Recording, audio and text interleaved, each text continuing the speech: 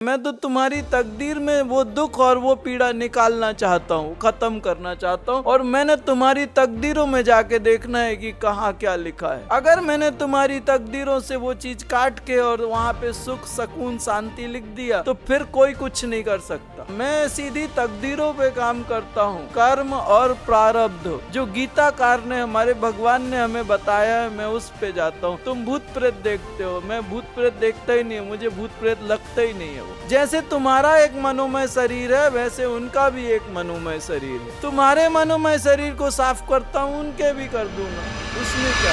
सूर्य को किसी की इंट्रोडक्शन की आवश्यकता नहीं है। भगवान सूर्य जब निकलते हैं तो एक अंधे को भी पता चलता है ये सूर्य उदय हो गया, दिन निकल गया।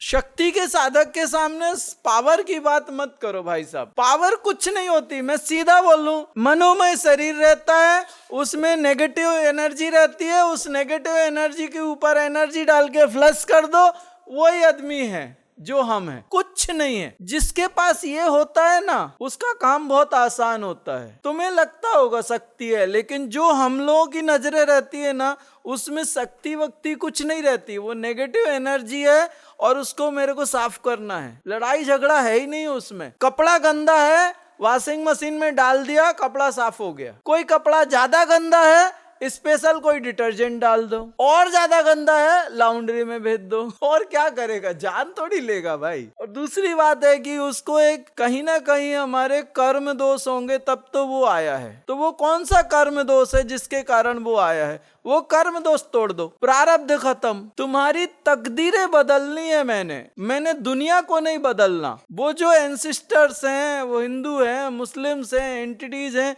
मुझे उनको लेना ही देना नहीं है। मैं तो तुम्हारी तकदीर में वो दुख और वो पीड़ा निकालना चाहता हूँ, खत्म करना चाहता हूँ। और मैंने तुम्हारी तकदीरों में जाके देखना है कि कहाँ क्या लिखा है। अगर मैंने तुम्हारी तकदीरों से वो चीज काट के और वहाँ पे सुख सुकून शांति लिख दिया तो फिर कोई कुछ नहीं कर सकता। मैं सीधी तकदीरों पे काम करता हूँ, कर्म और प्रारब्ध जो गीताकार ने हमारे भगवान ने हमें बताया है, मैं उस पे जाता हूँ। तुम भूत प्रेत देखते हो, मैं भूत प्रेत देखता ही नहीं, मुझे भूत प्रेत लगता ही नहीं है। वो जैसे तुम्हारा एक मनोमय शरीर है वैसे उनका भी एक मनोमय शरीर है। तुम्हारे मनोमय शरीर को साफ करता हूँ, उनके भी कर दूंगा, उसमें क्या है। अभी तुम लोग इतने सारे बैठे हो, कर रहा हूं ना मैं, और हो रहा है ना। वो बेचारे 2 4 10 होंगे तो क्या नहीं होंगे। कपड़ा कितना भी गंदा हो, साबुन से ब्रश से घिसने पड़ता है। अरे पूरा साफ नहीं होगा, कुछ तो साफ होगा, चलेगा। और काम ही क्या है, अपने को घिसते बैठेंगे। नमः शिवाय। भैया जी, क्या साधना के लिए तप आवश्यक है,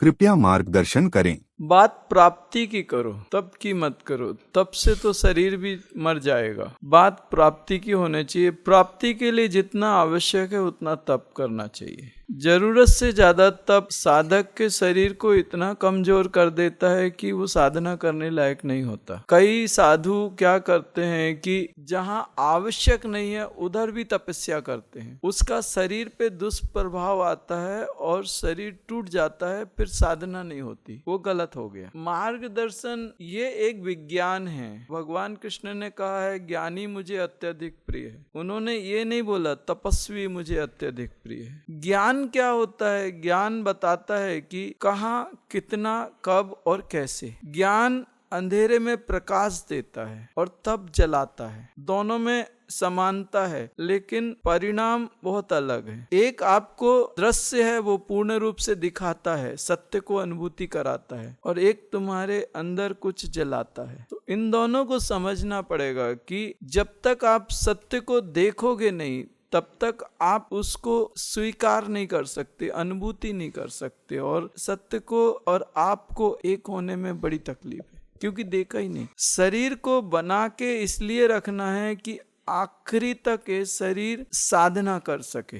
बहुत ज्यादा नहीं, लेकिन जितना हो सके तो उतना तो संभालना है। मैं हमेशा कहता हूं कि जल्दबाजी मत करो। एक्चुअल एक डॉक्टर जब दूसरे डॉक्टर से बात करता है तो इन डॉक्टर्स की जो लैंग्वेज होती है, मेडिकल लैंग्वेज अलग होती है, बराबर है ना। अगर कोई दूसरा डॉक्टर से बात करोगे तो आप अलग करोगे, अगर आप पेशेंट से या उनके जो लोग भी रिश्तेदार हैं उनसे बात करोगे तो आपकी लैंग्वेज अलग होगी। तो जब एक स्पिरिचुअल व्यक्ति एक स्पिरिचुअल पर्सन से बात करता है तो उसकी लैंग्वेज अलग होती है। और दूसरी चीज, जो जागृत है उसके शब्दों में अलग एक गुंजार होगी, उसके कार्य में ऊर्जा होगी। वो जब बात करेगा ना तो खनक होगी उसकी बात में, 100% एक वो सॉलिड करेगा, एक शब्द बोलेगा लेकिन पूरा उसमें ऊर्जा से भरा हुआ होगा और वो सत्य से प्रकाशित होगा, अलग पता चलता है। जिसके अंदर शिवत्व जागृत है ना या शक्ति जागृत है वो एकदम रिलैक्स होगा, क्योंकि जो सामर्थ्यवान होता है वो ताकत नहीं लगाता, आसानी से ही कोई काम कर देता है हंसते खेलते। जिसके पास शक्ति कम है उसको ताकत लगानी पड़ती है। और जो सामर्थ्य से भरा हुआ होता है उसके शब्द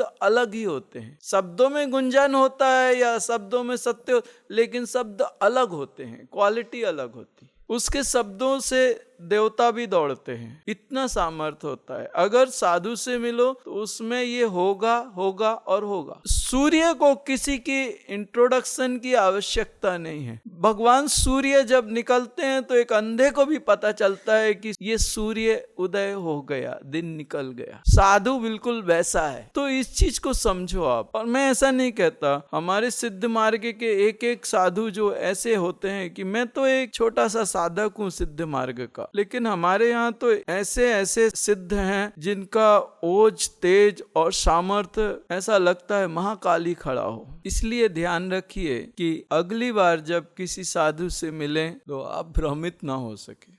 मेरा क्वेश्चन इसी पे था, चूंकि जैसे आपने बताया कि हम हमारे मूलाधार को देख नहीं सकते, तो आपने बताया कि इमेजिन करना है। तो चूंकि हमारा सूक्ष्म शरीर स्थूल शरीर से जुड़ा हुआ है, तो हम जो इमेजिन करते हैं, तो जैसे इमेजिन में हमने किया कि 4 पेटल, तो वो वैसा ही है या वैसा है इसलिए हम वैसा इमेजिन कर पाते हैं? एक्चुअल मूलाधार क्या होता है कि हर किसी का मूलाधार अलग होता है। किसी के पेटल टूटे हैं, किसी में कचरा भरा है, सबके अलग अलग होते हैं। एकदम क्लीन तो किसी का नहीं होता कि उसको अपन बोल सके ऐसा है। जितना आप साधना करोगे उतना अच्छा इमेजिनेशन होगा। जब आप मेरे पास आते हो तो मैं समग्रता से आपको देखता हूँ। आप अपने आप को हर सेशन के बाद फील करो, आपके अंदर कुछ कुछ चेंजेस होंगे। इस सेशन के बाद भी आप देखो कुछ तो होगा, कुछ तुम्हें पता चलता है, कुछ तुम्हें पता नहीं चलता। बहुत से रास्ते खोलता हूँ मैं। जैसे एक माँ अपने बच्चे को देखती है ना, वैसे देखता है एक गुरु अपने बच्चों को।